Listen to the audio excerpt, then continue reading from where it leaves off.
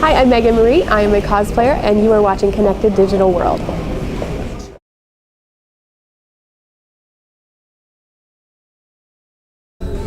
So hello again, Meagan. Hello. So let's talk about something other than Tomb Raider for a change, Yes. which I know is obviously a very, very big part of your life. Yes. But, there's another big part of your life, isn't there? Yes. Want to tell us a little bit about that? I like to make costumes and run around in them when I have free time, which is a funny thing because I don't have much free time anymore, unfortunately. But yes, it's called Cosplay. When did you get into that? It's been about 5-6 years maybe.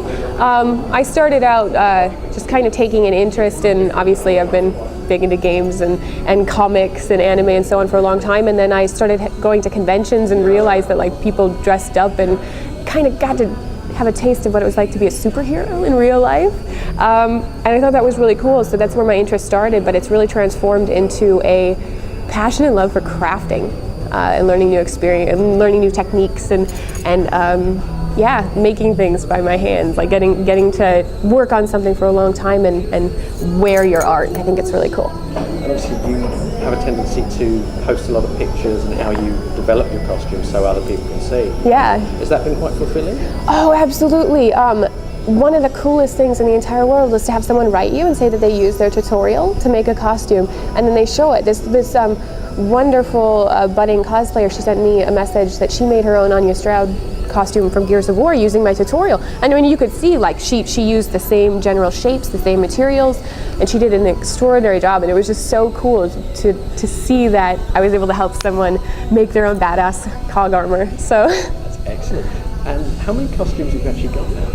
You know, I don't even know. I think I'm maybe at like 15 to 20. Some of the old ones are kind of crap though, so I don't show them off or wear them anymore. You have to start somewhere, so I've retired them. And what's your favorite? That's really tough. I would say my favorite's a tie between Anya Stroud from Gears of War, because it took me a year to make, and it was my first attempt at really making armor, so that was rough. And then my new warrior, Wonder Woman, because Wonder Woman and Lara Croft have always been my favorite like female heroines, and it took me I managed to do it in about 2 to 3 months, but I got to learn leather working to do it, as in I bought like a whole cowhide and made the costume out of that, and I worked with a corset maker who helped show me how to make corsets, and it was a really, really cool experience. So that was kind of my favorites. It would be Lara Croft, but I need to get muscles before I can properly like cosplay Lara. Well, you have done some Lara, haven't you? I have, but again, see, I feel like I need to be more muscular before I can properly embody Lara, so I'm working on that, and then I'll do something crazy epic. But I did have fun with my steampunk Lara costume. I had fun with that. So when you actually come up with a costume, what sort of inspires you to pick something specific?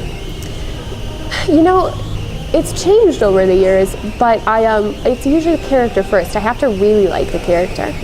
There's been a couple of instances where I have picked a character for design only. Ashlot from Soul Calibur 4 is one that I've been kind of working on and off on, and I actually don't play a lot of Soul Calibur, but her costume is incredible, and I thought it'd be a really big challenge. But for the most part, I really like the characters. And that's why sometimes I actually cross-play quite a bit. I do female versions of male characters because I just got to a point where I decided, I was like, I'm not going to limit myself to cosplay female characters, because if I love a character, I love a character, so I'll just make it into a slightly more feminine version. And so that's what one of my big projects this year is going to be, Gabrielle Belmont from Lords of Shadows. And I'm super excited to work on that. So one of the ones you've done, is talking of female versions, obviously, is Lady Two-Face. Yeah, that was fun. So that's going to be a really difficult one to actually put on when you go to an event, because it's not just a costume and stick the costume on, there's a significant amount of makeup. Yeah, it's about, the first time I wore it was 6 hours, and I do hire a makeup artist for that one, because it's like, it would be impossible for me to do the prosthetics on my face, although I've been trying to figure out a way to make an actual prosthetic that I can just put on versus building it up each time. But I mean, it's like acrylic nails for the teeth and painting and latex, and it took about 4 hours, and it was 6 hours the first time, second time I wore it was 4 hours. But I have people at conventions request I wear it sometimes, and it's like, they're like, can you wear it for an afternoon? Like, that's not how it works. That one takes a really long time to get in there. So is there something you're working on at the moment? Yeah, the Castlevania one's the one that I'm really working on. I've got a Claire Redfield costume that I just need to finish. I'm really close to finishing. Ashalot from Soul Calibur. And then there's a couple of other ones that I want to do this year, like Dunin from Appleseed, which is an anime I really love. But we'll see. My focus right now is work. I don't know if I'm going to have time to really work on anything until maybe April, May. We'll see. A certain date in March, I believe. Yeah. Well, even then, my job's going to ramp up then, so I need a little bit more of a window after that, and then I'll dive back into it again. So what's next for you? What's next in general? Yeah. In regards to like cosplay, I'm actually very excited. I was invited to a convention in Venezuela next year.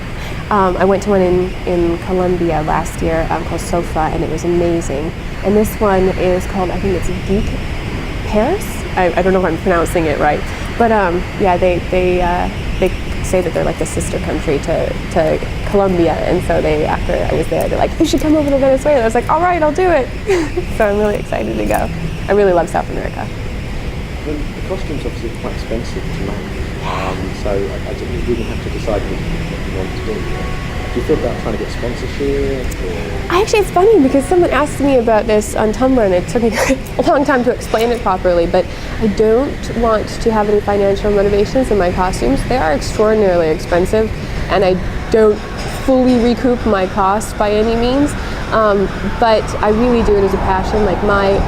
I have no interest in becoming a professional costumer or working in making costumes like for Hollywood or anything like that. I need to get a lot better in the first place. But for me, it's really just a passion and a hobby, and I want to keep it that way. And I worry that if I did sponsorships or that sort of thing, you'd sort of lose sight of why you do it and why you love it. And so I'm definitely it's a money suck, but it's fun and it's totally worth it. Thank you very much for your time. You're very welcome.